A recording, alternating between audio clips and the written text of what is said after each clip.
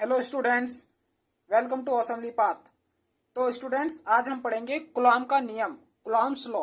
ठीक है, तो जानिए क्या कहता है कूलॉम का नियम।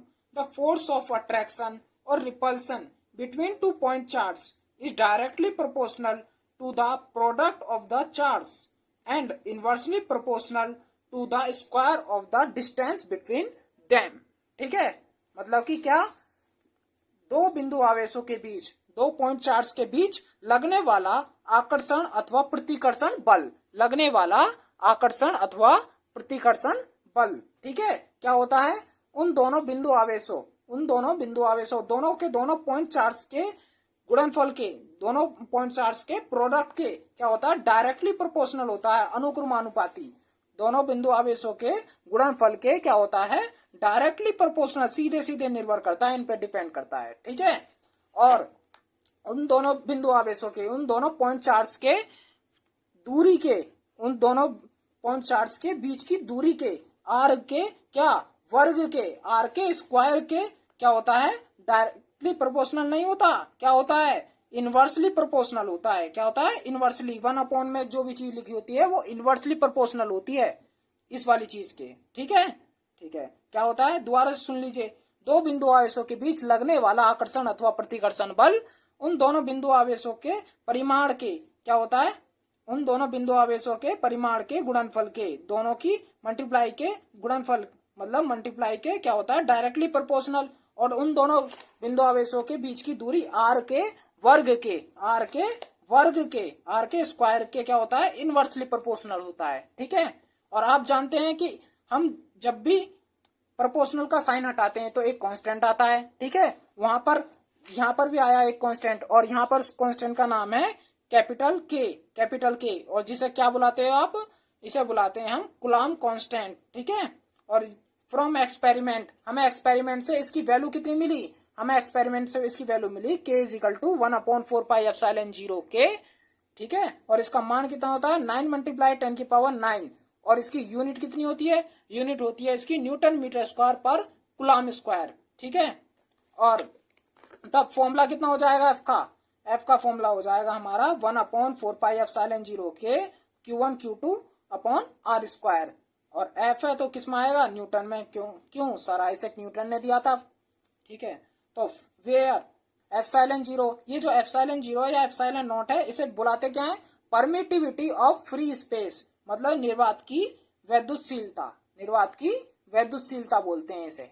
ठीक है बच्चों, अभी मैंने आपको बताया फोर्स ऑफ अट्रैक्शन और repulsion between two point charge is directly proportional to the product of the charge and inversely proportional to the square of the distance between them. ठीक है, मतलब कि क्या बताया मैंने आपको कि दो बिंदु आवेशों के बीच लगने वाला आकर्षण अथवा प्रतिकर्षण बल उन दोनों बिंदु आवेशों के गुणनफल के अनुक्रमानुपाती तथा उन दोनों के बीच की दूरी आर के वर्ग के व्युत्क्रमानुपाती होता है। ठीक है, तो वहां पर आया था एक कूलॉम कांस्टेंट, जिसकी वैल्यू मैंने आपको कितनी बताई थी, 1/4πε0 के। ठीक है, जिसका मान कितना बताया था मैंने, 9 मल्टीप्लाई 10⁹ पूछता है एंट्रेंस एग्जामिनेशन में भी, बोर्ड एग्जामिनेशन में भी, बहुत इंपॉर्टेंट है ये इसकी वैल्यू।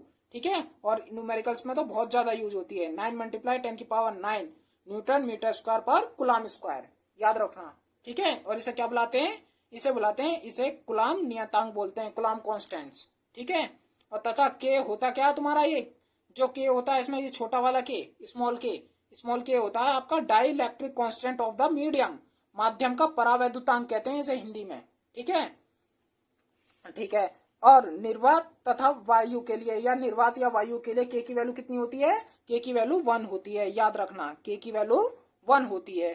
ठीक है, और नोट कर लो इसमें एक और बात कि कूलॉम का नियम जो होता है वो वैद्युत क्षेत्र में लगता है। ठीक है, वैद्युत क्षेत्र में स्थित किन्हीं भी दो स्थिर बिंदु आवेशों के बीच लगता है, मतलब कि चार्ज रुका हुआ हो तब लगता है। ठीक है, अब एक और बात है कि भैया आपका अट्रैक्शन फोर्स कब लगेगा और रिपल्सन फोर्स कब लगेगा। ठीक है, तो अट्रैक्शन फोर्स कब लगेगा, अट्रैक्शन फोर्स लगता है डिफरेंट चार्ज के बीच, किसके बीच, डिफरेंट चार्ज के बीच, माइनस एक नेगेटिव हो और एक पॉजिटिव हो। ठीक है, या एक पॉजिटिव हो एक नेगेटिव हो, तब कौन सा लगेगा, अट्रैक्शन फोर्स, आकर्षण। ठीक है, और अगर आपके सेम चार्ज हुए, सेम चार्ज, मतलब पॉजिटिव पॉजिटिव और नेगेटिव नेगेटिव, प्लस प्लस के हुए माइनस माइनस के हुए, तो कौन सा चार्ज कौन सा फोर्स लगेगा? रिपल्सन, प्रतिकर्षण बल, ठीक है ना, रिपल्सन वाला। दोनों एक दूसरे को रिपल करेंगे, ठीक है।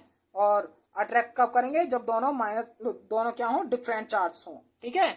और कुलाम ने ये जो अपना नियम दिया था, प्रोफेसर चार्ल्स ऑगस्टीन डे कुलाम पूरा नाम उनका, उन्होंने ये अपना कॉन्सेप्ट दिया था 1785 में।